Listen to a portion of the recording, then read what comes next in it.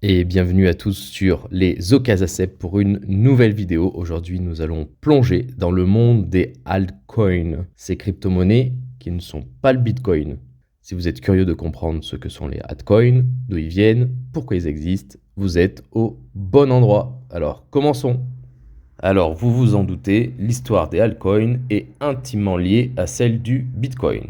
Tout commence en 2011, soit 2 ans après le lancement de Bitcoin, avec l'apparition de Namecoin. Ce premier altcoin visait à décentraliser les noms de domaine Internet.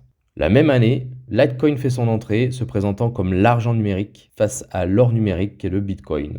Ces pionniers ont ouvert la voie à une véritable révolution, culminant avec l'explosion du marché en 2017, où des milliers de nouveaux projets ont vu le jour. Aujourd'hui, on compte plus de 10 000 altcoins actifs, chacun avec ses particularités. Mais vous me direz, qu'est-ce que c'est exactement un altcoin? Le terme déjà est la contraction de alternative et coin. Il désigne toute crypto-monnaie qui n'est pas le Bitcoin. Cependant, cette définition simple cache une réalité plus complexe.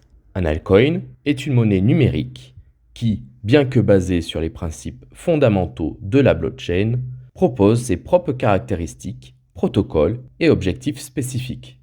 Chaque altcoin se distingue par sa proposition de valeur unique et ses innovations technologiques.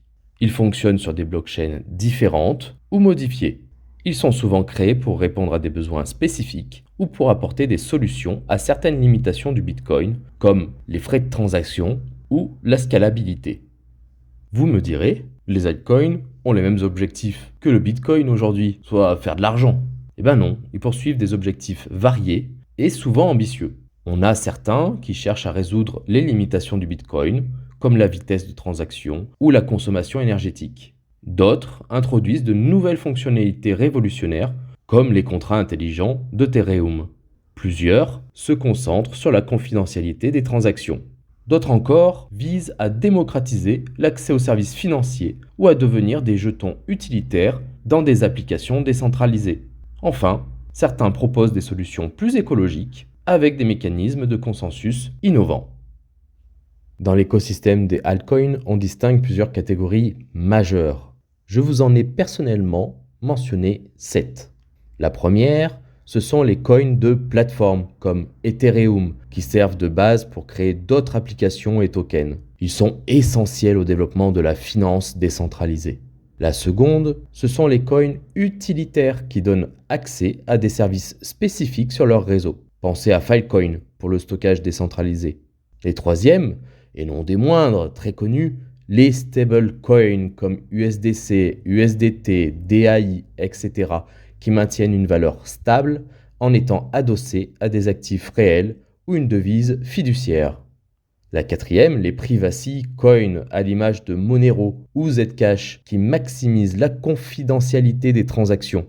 La cinquième, les tokens de sécurité qui représentent une participation dans un actif sous-jacent comme des actions, des obligations, etc. La sixième, qui est très connue de par leur communication, ce sont les meme coins comme Dogecoin qui ont débuté comme des blagues mais qui ont acquis véritablement une communauté. Et enfin, les governance tokens utilisés pour la prise de décision au sein d'une organisation décentralisée. Alors, il est également important de clarifier ce que les altcoins ne sont pas. Je vous ai également mis 7 points pour contrer certaines croyances. D'abord, les altcoins ne sont pas automatiquement des copier-coller de Bitcoin. Beaucoup apportent des innovations uniques. Secondo, ils ne visent pas tous à remplacer les monnaies traditionnelles. Tertio, tous ne sont pas des projets légitimes et viables à long terme.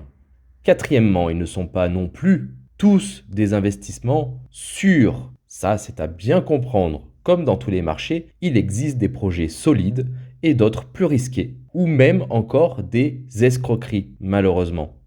Cinquièmement, la popularité n'est pas toujours un indicateur de qualité ou même d'utilité. Sixièmement, les altcoins ne sont pas destinés à remplacer le Bitcoin, mais plutôt à compléter l'écosystème des crypto-monnaies. Ce sont des solutions complémentaires. Enfin, septièmement, ils ne garantissent pas des rendements élevés. La volatilité est inhérente à ce marché.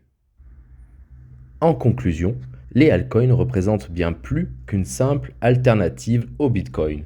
Ils forment un écosystème riche et diversifié qui stimule l'innovation dans le domaine des crypto-monnaies.